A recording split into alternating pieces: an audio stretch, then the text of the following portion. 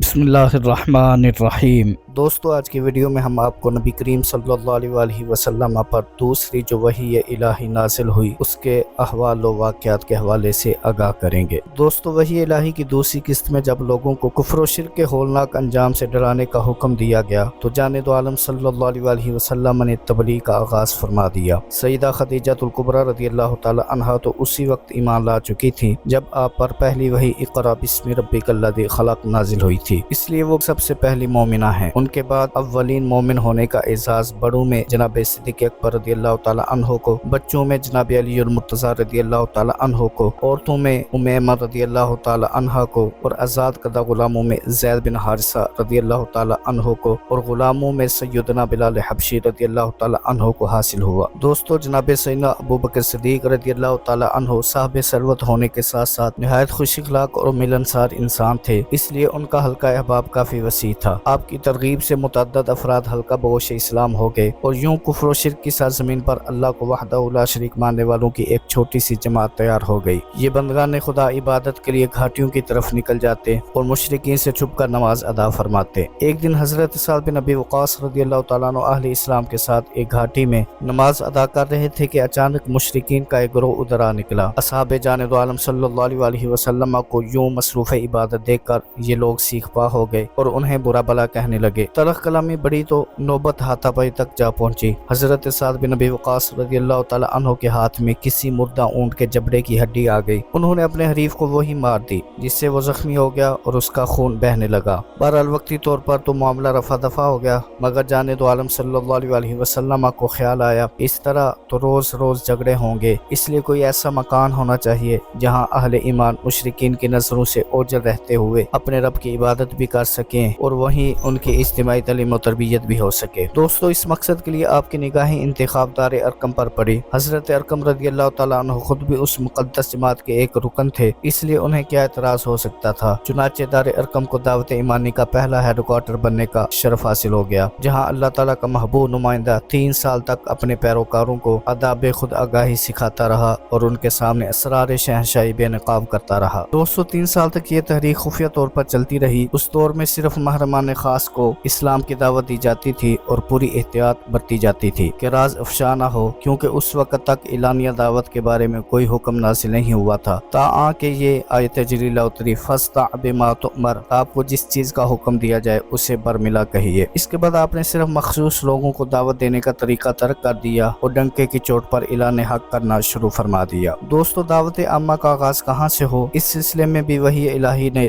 رہنمائی فرما دی اور ارشاد ہوا وَأَنذِرْ عَشِيرَتَكَ الْأَقْرَبِينَ، اپنے قریبی خاندان کو عذاب الہی سے ڈراؤ۔ چنانچہ جان دو عالم صلی اللہ علیہ وسلم نے اولاد عبد المطلب کی ضیافت کا اہتمام کیا، جس میں ابو لہب سمیت آپ کے تمام چچاؤں اور پھپھیوں نے شرکت کی۔ کھانے کے بعد آپ نے انہیں بتایا کہ اللہ تعالیٰ نے مجھے رسول بنایا ہے اور مجھے حکم دیا ہے کہ میں اپنے خاندان والوں کو عذاب الہی سے ڈراؤں۔ یہ سنتے ہی ابو لہب آگ بگولا ہو گیا اور واہی تباہی بکنے لگا، اس لیے مزید بات چیت نہ ہو سکی اور محفل برخاست ہو گئی۔ چند دنوں بعد جبریل امین علیہ السلام دوبارہ تشریف لائے اور کہا یا رسول اللہ صلی اللہ علیہ وسلم، خاندان والوں کو آگاہ کرنے کی ایک بار پھر کوشش فرمائیے۔ چنانچہ جان دو عالم صلی اللہ علیہ وسلم نے دوبارہ سب کو بلایا اور نہایت دردمندانہ انداز میں ان سے خطاب فرمایا۔ پہلے چند تمہیدی باتیں ارشاد فرمائے، پھر اصل موضوع کی طرف آتے ہوئے فرمایا اس اللہ کی قسم جس کے سوا کوئی معبود نہیں ہے، میں اللہ کا رسول ہوں، خصوصاً تمہاری طرف اور عموماً تمام لوگوں کی طرف۔ واللہ، جس طرح تم سوتے ہو اسی طرح ایک دن تم مر جاؤ گے، اور جس طرح جاگتے ہو اسی طرح روز محشر اٹھ کھڑے ہوگے، پھر تم سے حساب لیا جائے گا، نیکی کی جزا ملے گی اور برائی کی سزا، پھر یا تو ہمیشہ کے لیے جنت میں چلے جاؤ گے یا ہمیشہ کے لیے جہنم میں ڈال دیے جاؤ گے۔ خدا کی قسم اے اولاد عبد المطلب، جتنا کچھ تمہارے لیے میں لے کر آیا ہوں اتنا کبھی کوئی لے کر نہیں آیا، میں تمہارے لیے دنیا و آخرت کی بھلائیاں لے کر آیا ہوں۔ اس محفل میں بھی ابو لہب موجود تھا، اس نے حسب سابق پھر جان دو عالم صلی اللہ علیہ وسلم کو نازیبہ باتیں کہنی شروع کر دی، پھر اپنے بھائیوں بہنوں سے مخاطب ہو کر کہنے لگا ए औलाद अब्दुल मुत्तलिब, ये बहुत ही बुरी बातें हैं, इसको ऐसी बातों से रोको पहले इससे कि ये काम दूसरों को करना पड़े। अगर लोग इसके खिलाफ उठ खड़े हुए तो उस वक्त तुम क्या करोगे? अगर तुमने इसको उनके सुपुर्द कर दिया तो ये बात तुम्हारे लिए बायसे आर होगी, और अगर तुमने इसकी हिफाजत की कोशिश की तो तुम चंद आदमी पूरे अरब का किस तरह मुकाबला कर सकोगे? नतीजा ये निकलेगा कि तुम सब मारे जाओगे। जाने दो आलम सल्लल्लाहु अलैहि वसल्लम की फूफी हजरत सफिया रदियल्लाहु ताला अन्हा को अबू लहब की बातें नागवार गुजरी और कहने लगी, तुम तो हर मौका पर अपने भतीजे को रुसवा करने के दर पे रहते हो, क्या ये अच्छी बात है? खुदा की कसम हर मजहब के उलमा मुद्दतों से ये खुशखबरी सुनाते आ रहे हैं कि अब्दुल मुत्तलिब की औलाद से एक नबी पैदा होगा, वो नबी यही तो है। अबू लहब बोला, ये सब फजूल बातें हैं, अरबों की मुश्तरका कुव्वत के सामने हम नहीं ठहर सकते। जनाब अबू तालिब ने कहा, बहरहाल जब तक दम में दम रहा हम इसकी हिफाजत करते रहेंगे। दोस्तों, करीबी रिश्तेदारों को मुतनब्बे करने के बाद जाने दो आलम सल्लल्लाहु अलैहि वसल्लम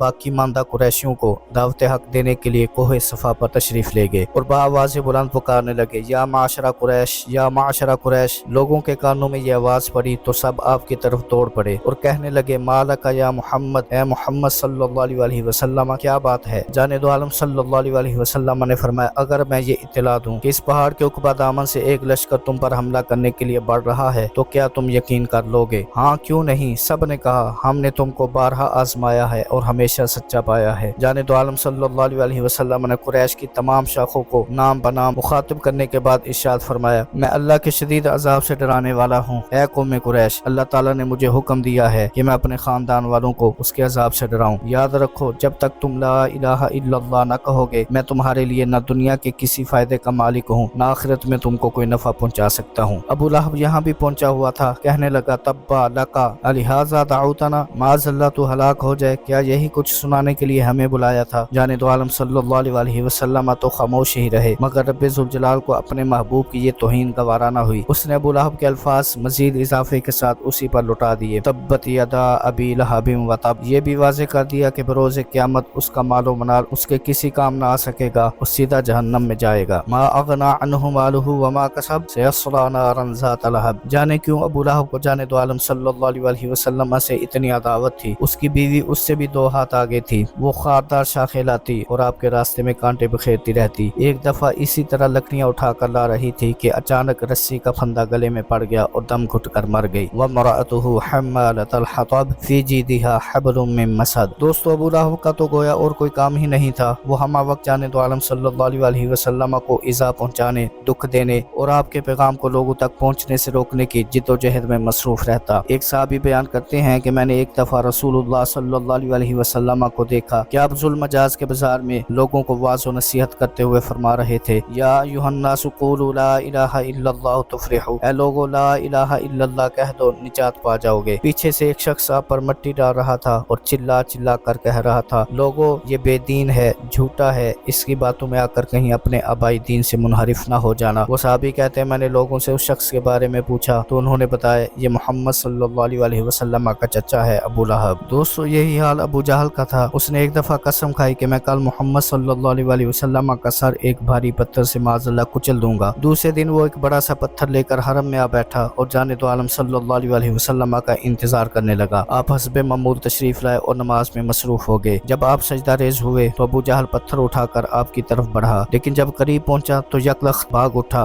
रंग फक हो गया और शिद्दत खौफ से हाथ पत्थर पर जम कर रह गया। उस वक्त हरम में काफी लोग मौजूद थे और सबकी नजरें अबू जहल पर लगी थी। उसको यूं खौफजदा होकर भागते देखा तो सब उसके गिर्द इकट्ठे हो गए और पूछने लगे, मालका या अबुल हिकम। अबुल हिकम अबू जहल की कुनियत है। अबुल हिकम क्या हो गया है? अबू जहल ने कांपते हुए बताया कि जब मैं मोहम्मद सल्लल्लाहु अलैहि वसल्लम के करीब पहुंचा तो मैंने एक हैबतनाक ऊंट को मुंह खोले अपनी तरफ बढ़ते देखा। वो मुझे खा जाना चाहता था। इतने मोटे सर, लंबी गर्दन और बड़े बड़े दांतों वाला ऊंट मैंने पहले कभी नहीं देखा। इसी तरह एक बार अबू जहल ने एक अराशी यानी कबीला अराश से ताल्लुक रखने वाला से ऊंट खरीदे और पैसे देने से मुकर गया। अराशी बेचारा मस्जिद हराम में आया। उस वक्त मस्जिद में मुतअद्दिद कुरैश बैठे थे। वो उनके पास जाकर फरियादी हुआ कि अबुल हिकम ने मुझ गरीब मुसाफिर का हक मार दिया है, क्या आप में से कोई शख्स मेरा हक दिला सकता है? उनको दिल लगी सूझी, कहने लगे वो उधर यानी जाने दो आलम सल्लल्लाहु अलैहि वसल्लम की तरफ इशारा करते हुए जो मस्जिद के एक कोने में तशरीफ फरमा थे, जो शख्स बैठा है ना उससे जाकर बात करो, वो जरूर तुम्हारा हक दिला देगा। राशि जाने दो आलम सल्लल्लाहु अलैहि वसल्लम के पास गया और अपना दुखड़ा सुनाया। आप उसी वक्त उठकर उसके साथ चल पड़े। कुरैश जानते थे कि अबू जहल को आप से शदीद दुश्मनी है। उन्होंने सोचा कि अब खूब तमाशा होगा। चुनाचे उन्होंने एक आदमी को भेजा कि तुम तमाशा देख कर आओ और हमें भी तफसीलात बताओ, लेकिन मामला उनकी तवक्कुआत के बरक्स हो गया। जाने दो आलम सल्लल्लाहु अलैहि वसल्लम ने जब जाकर दरवाजा खटखटाया तो अंदर से अबू जहल ने पूछा, मन हाजा, कौन है? जाने दो आलम सल्लल्लाहु अलैहि वसल्लम ने निहायत पुरवकार अंदाज में जवाब दिया, मैं मोहम्मद सल्लल्लाहु अलैहि वसल्लम हूँ, बाहर निकलो। अल्लाह जाने इस आवाज में क्या तासीर थी कि अबू जहल बाहर निकला तो उसका रंग उड़ा हुआ था और चेहरे पर नाम को भी सुर्खी न थी। जाने दो आलम सल्लल्लाहु अलैहि वसल्लम ने अबू जहल को हुक्म दिया, इस शख्स का हक अदा करो। मैं अभी अदा करता हूँ, आप यहीं ठहरिए। अबू जहल ये कहकर अंदर गया और उस शख्स का जो हक बनता था लाकर उसके हवाले कर दिया। राशि का काम बन गया। अब उसे ये पता तो नहीं था कि दरअसल कुरैश ने उसके साथ मजाक किया था। वो समझ रहा था कि वाकई उन्होंने सही रहनुमाई की थी। चुनाचे उधर से वापसी पर उसने उनका शुक्रिया अदा किया और बताया कि मुझे पूरा पूरा हक मिल गया है और जिस शख्स ने ये हक दिलवाया है उसको अल्लाह ताला जज़ाए खैर अता फरमाए। वो तो ये कहकर चला गया मगर ये लोग हैरत में डूब गए।